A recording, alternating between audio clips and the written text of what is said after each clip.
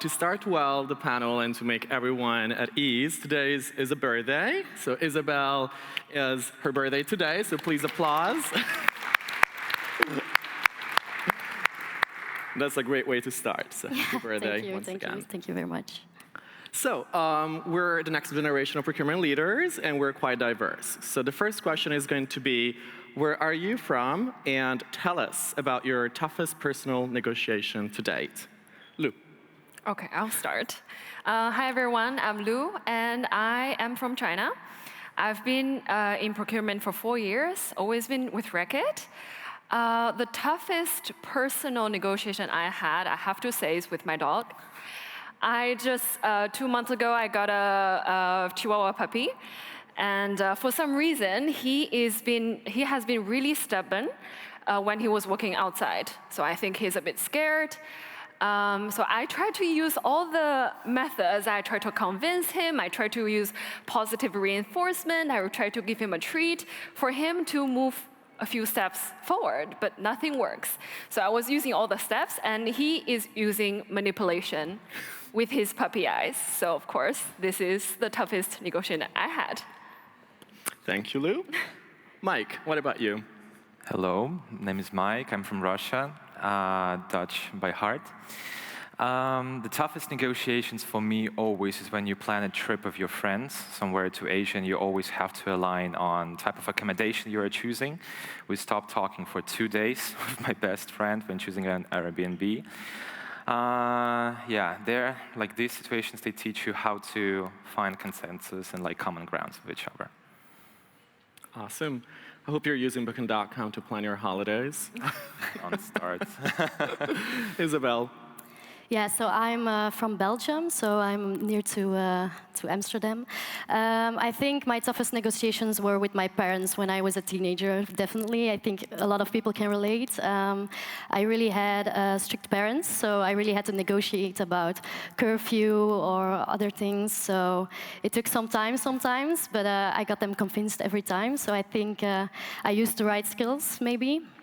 But I think when I could use some techniques of negotiation that I learned about when I entered into procurement, maybe it would have gone a little bit quicker sometimes, so yeah. Thank you. So to sum up, we have people from China, Russia, and Belgium, so very diverse, very young. And let's get into the topic of today's panel, which is how to make procurement sexy for the next generation of procurement leaders. So the first question is, do you guys think procurement is sexy or not? That's a yes or no, really quickly. Yes, Most yes, of obvious. course. Okay, awesome. Weird to say no. So, at least we are aligned. And the first question I'd like to ask you is, would you say your education or your life experiences drew you towards procurement? Maybe you want to start with Mike? Well, it was more like reactive for me. I started my first ever job was in American Express during COVID in their B2B travel product, and I was responsible for, well, basically making people travel for business while COVID. And that was the moment I realized, okay, I don't want to be managing clients. I want to be a client myself. And that's how I found myself a way into procurement. Awesome. That's one way. How about you, Isa? I think it's a combination of education and maybe life experience in a sense that I studied law, so I did public procurement classes in my master's, and then I worked as a student for a company that did vacancies for procurement profiles and supply chain. So it always got me really interested, and yeah, I started at compliancy first, but I didn't really enjoy it as much. So I started thinking again, like maybe I should just take the leap, because procurement was something I didn't really comprehend at first, and then I took the leap, and yeah, it started with bpost, so and now I'm here, yeah. Awesome. So it's really interesting to see how people fall into procurement. I think it's a question that you guys can all relate to. And last but not least, how about you, Lou? How did you fall into procurement? I think for me, I actually studied in France for half of my bachelor, and I did a quite generic business degree where I got exposed to supply chain. So then I wanted to do my master in supply chain, so I started to search for master programs. Then I fall into procurement. So I joined actually Catch Business School. So I studied procurement as my master major. And another reason is, of course, I'm from China. So we do have a bargaining culture. And when I was a kid, my mom would use me as a leverage and ask me to negotiate with the little commerce owners, because she thought it's easier for them to say yes to a kid. So I think both education and personal experience made me choose procurement as a profession. Awesome. So moving on to some of your passion projects, passion topics regarding procurement. Mike, how does procurement drive digital transformation in your point of view? Digital transformation in procurement. Well, first of all, a lot has been said already today about digital innovation in procurement specifically, and I think that everyone in the hall today can answer this question their own very unique way. From the Gen Z perspective, what I would like to say is that I think we are the generation that is known for promoting corporate lifestyle is somewhat cringe. Like for us, receiving a Teams message or a call from your manager, being invited for a Teams meeting, like to circle back on the topic, that's like, we don't want that. We respect our personal space way too much for this, and therefore we really collaborate differently. We collaborate digitally, and for contract management, for example, I don't want to discuss how we're going to renew the contract basically in person, or like I don't want to collect the data for that.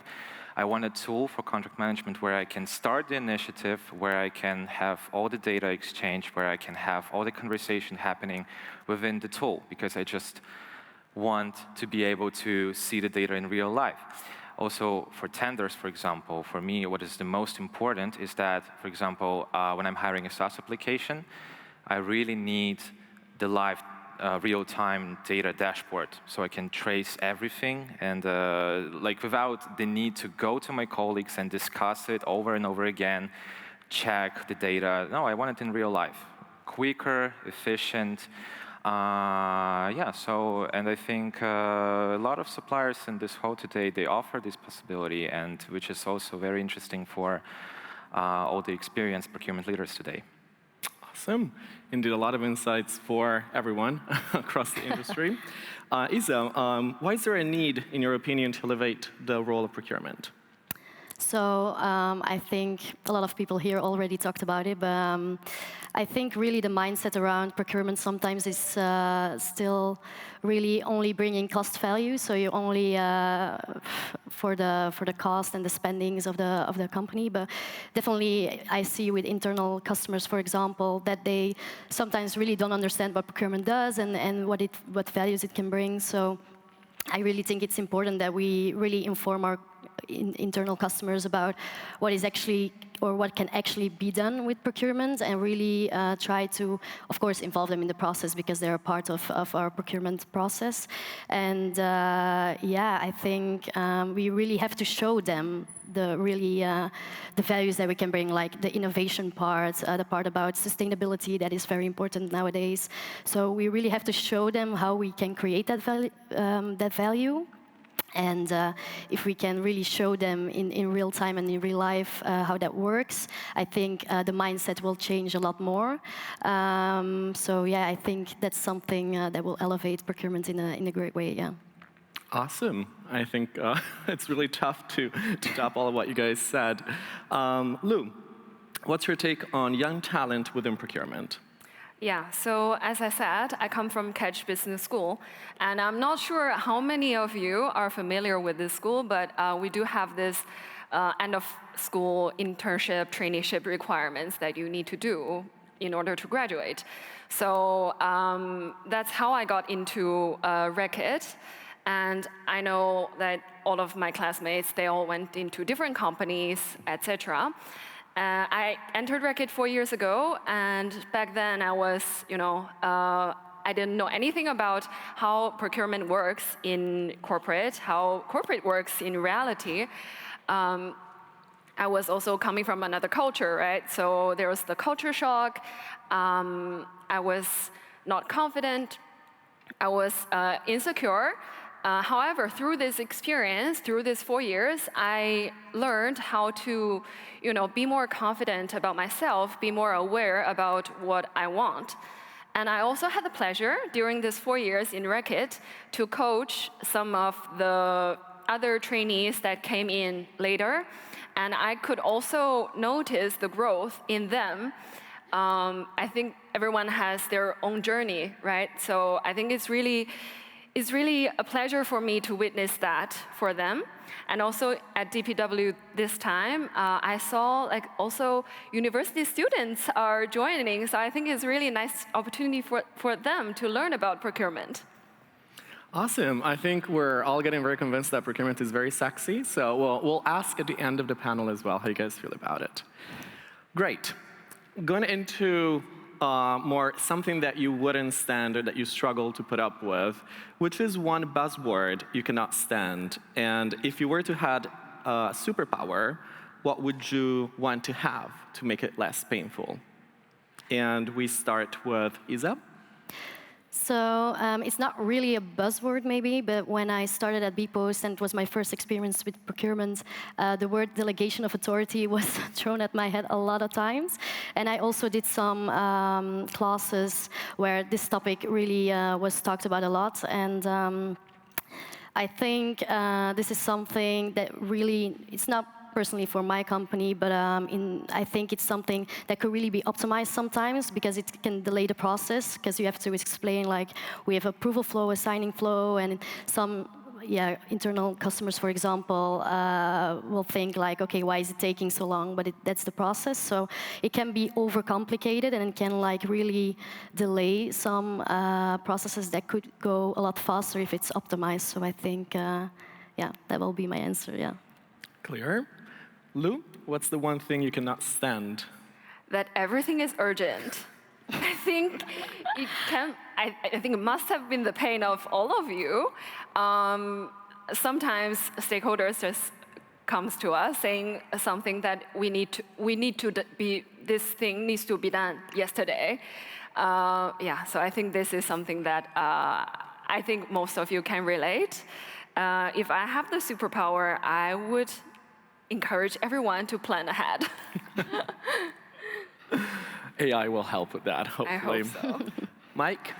Very similar to Lou. The word that I hate, actually, is next time. Really, it's also about everything is urgent. No, but next time. And I would really want to focus on the projects and how we come up with them. See, AI is not really new for us. And for example, I personally was using a photo recognition tool to cheat on my math exam when I was a 5th grader, and for free, free of charge. So why do we need to spend 80K on the AI solution today that can be just taken for free off the market? If we can speak about upfront, if we can discuss the cost model, if we can discuss your needs, we can really find good alternatives. But the superpower actually here is not really complicated. It's really no PO, no pay policy. The superpower that I would actually want to have in procurement is, kind of future telling. For example, foreseeing what risks in the contract can be highlighted and to what consequences they can lead. So in order to prevent them, of course. But yeah. Awesome. Cool, so we went through the hard part on what they cannot stand. Now we go more on AI, because of course, next gen is expected to use AI, to appreciate AI, but I think it's really interesting to also give a perspective on how they perceive it. Most likely, you will use AI more than once a day, so I'll not ask, do you use AI every day? I take that for granted. But I'd love to ask you, what is the last thing that you asked AI? And do you think that AI will take our jobs? Lou. Well, I think as a new dog owner, everything I ask AI is about my dog. He ate this, is it okay? He did this, what does it mean? So I think my last question must be related to my dog. And will AI take our job? I hope not. I think AI can help us in some operational things, to increase, to speed up things. But I always feel like there is also this personal touch, because even if AI can help you do a lot of things, you're still working in a company, you're still working within a community, and you still are talking to your suppliers and talk to your business stakeholders. I think, yes, the numbers are important, but I think also the relationship is also important, and this relationship side of things cannot be replaced by AI. It has to have some personal touch.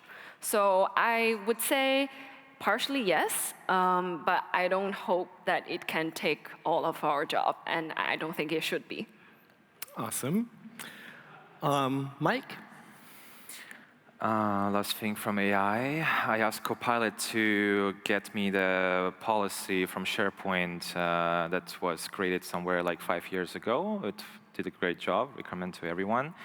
And yes, AI will take our jobs. I think that this is essentially the topic that everyone is discussing here today. I feel like, well, first of all, I asked my mom last week, how did you feel about the internet that was first introduced to the world?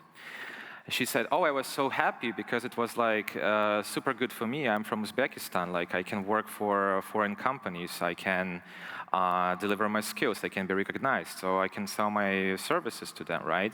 So the world kind of stood on globalization as a trend with introduction of internet. Today, however, I think that this trend is changing, definitely. It's changing to deglobalization, simply because doing things internally, in-house, and more time efficient is just cheaper. And I mean, this is what AI is for, honestly, let's face the truth. So, and I heard a speaker yesterday talking about like doing nothing with AI is actually not an option anymore. And when you invest so much into this industry, and also let's take a moment to realize how much of sustainability impact it has, with all the data centers, with all the investments, you just cannot screw it up. You have to make it work. So, yeah, it's essentially has to be working for us. And last year at DPW, the procurement guy was presented as a control tower, standalone control tower, with all the buttons, clicking on them, with the dashboards behind him, looking there. And I think the key word here is a standalone. So yeah, there's going to be less and less people in the control tower. Awesome. So already almost halfway through the question, we got two very different points of view. So Isa, Yeah. good luck to you now. So the last thing I asked AI was Yes. definitely about some of the platforms that are here. So I'm not going to disclose maybe the questions, but yeah. So will AI take our jobs? I actually rely a little bit to what Lou said. Of course, I really believe that. AI should be a tool for procurement. We should really use it for visuals and really for a couple of things that are repetitive or tasks that we don't really want to focus on, so that can really be a part of our process that can be accelerated. But I really do believe that personal touch is very important, and also I think it depends on the mindset of the company. If they find people very important and people working together and collaborating, I think there can be a pretty good balance between the two. So I don't think AI, or maybe I don't think we should let AI take 100% our jobs, but it could really make our jobs better and really, yeah, improve what we are doing today. And maybe the focus can shift in procurement on what we focus on. So, yeah. Awesome. So a very different set of points of view, which I think could be summarized with some ethical touch to it, to indeed potentially it could, but should it fully to 100%? So thank you guys for this big question. As we do still have a bit of time, we do have an extra question, which is about being a CPO for one day. What would you do? Lou. I think, as probably you could notice, I think I'm very people-oriented. So if I could be a CPO one day, I think I would try to talk to the team, talk to the young people, because I feel like as a young person in this organization, sometimes you're feeling uncertain, sometimes you're lost, sometimes you don't know what is the next step for you, or you're just a bit insecure. So I think as a CPO, I want to really build the team, because essentially that is, we're all human, and we want to work together in a collaborative way. I think the human connection is really, really important. I just really want to take the time to understand what is on your mind, how can we help. So yeah, that's my answer. Awesome, which fits with your talent piece that you mentioned earlier on as well. How about you, Mike? I'm a person that believes in big bangs, really. I think this is what drives change. We can argue about that, of course. So we do have a set of critical suppliers in ARAG. We do have a set of non-critical suppliers. So the first, like, if I was, well, actually a CEO for one day, because, well, I mean, I'm the only one in procurement in my company, I would actually announce that all non-critical suppliers are going to be discontinued as of the next year, and then we're going to start all the tenders. We're going to start checking to what extent we actually need those suppliers to optimize our procurement and organization. Yeah. Okay. Quite radical, but makes sense. Isa, what would you do if you were to be So I actually have like mostly the same topic as Lou that she talked about before about the talent. I think inside my company, definitely in procurement, there's not really a trainee program or a talent a development program for youngsters, I'll say, or the next gen for now. So I would really like to focus on that, because for me, of course, I was the first person there. And I experienced a lot of the baby steps, I'll say, that they have to take. And I really would like to focus on that and create a team that is senior, mid-year, junior, because I think they can bring fresh takes and they can learn a lot about procurement and learn from their peers that are more seasoned into the procurement department. So I think it would be a great opportunity and really the way ahead. So. Amazing. So it's really interesting to see how there's a radical look at supply base, as well as a key focus on human relations, as well as talent development, which I think is very refreshing to know what the next gen looks at when indeed it comes to becoming leaders one day. So, as the topic of the panel is how to make procurement sexier to the young generation, the question to you guys is, why is procurement sexy to you as a next generation leader? Isa. So I really think it's sexy for me because I really find it very interesting. Like we maybe all mentioned before, or Lou also mentioned, it's really, before you get into procurement, you really don't understand what it is. And I think it picks a lot of different parts of my brain. Like I use creativity, I use my legal background because I'm in public procurement and we use the framework. So I really use that part. You have an analytical part that you use, and then also your interpersonal skills get developed. So for a young person, I think it's a really great way to start your career. It's like you develop a lot of insights on different things, and you're at the core of a business. You're in finance, so you really see a lot of different insights, and we work around sustainability and innovation. So I really find it sexy because it's very, very diverse for me. So yeah, that's my answer. Yeah. Awesome, thank you. Mike? Let's think about word sexy for a second, right? I feel like just like in relationships, in your job, what is sexy is your brain. When you're looking for example, when my friends are looking for relationships, they are always saying, oh, I want a finance guy, or I want a project manager, they're so unique. They want maybe an actor, or they maybe want a lawyer because they're so serious. Then instead, maybe look for a procurement guy because he's all together. He's a lawyer and an actor, a good communicator, and a great negotiator, and a finance bro. And that's what actually makes procurement sexy, because you are working with your brain in so many areas. It is sexy. Awesome. So you guys should all feel better about yourself right now. You're the sexiest out there. Forget the finance and lawyers. Lou, what does make sexy for you in procurement? I think I agree on everything that my team have said.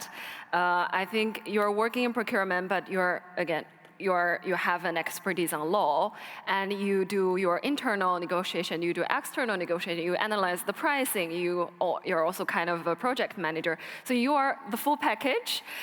So I do agree on that. Plus, I think as a young professional, when I started in procurement, I was given some projects that fully owned by myself. So then I was kind of the responsible person of a project or of the relationship end to end, and I took the full ownership. So I think that's actually what procurement sexy for me. Awesome. So really quickly, will you come back to DPW, and how did DPW make you feel as a young professional? Mike? Oh, obviously, yes. Did it make me feel scared? Yes. Did it make me feel like I need to learn for new skills, like in science, computer science? Yes. Will I be back in 1 year when I implement purchase order at my company to, find a solution for spend visualization? Yes, of course. Yes, yes, yes. It's all yeses. That's awesome. Matthias, if you're in the room, you know that there's already someone buying your ticket. Lou? Yes, this is actually my first time to come to DPW, and before I joined yesterday, I was just browsing the agenda, and I noticed that there's this padel event, there's this run event. I think it's not only about work or professional life. There's also some fun stuff. So I think, it's really nice opportunity to meet people, and also, as I said, for university students to learn more about this industry and get to know more knowledge about it. So I think it's really nice event, really well organized. So yes, I will come back. Awesome. Plenty of feedback for the DPW team. Last, Isa? Yeah. So, of course, the answer is also yes. It's also my first time here at DPW. What I really like is indeed the community that is created. You have the side events where you can talk to a lot of people, very not serious about work, and you can really do a lot of things. And then also it brings a lot of knowledge here that really made me curious. So that was the feeling that I was thinking about.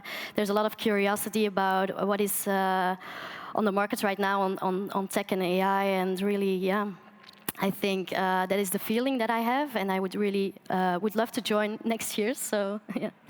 Awesome, perfect. So thank you for going through the panel. You guys did great. Now, one question to you guys all in the audience. I would want to know whether you find procurement sexy, and if so, you should raise your hand.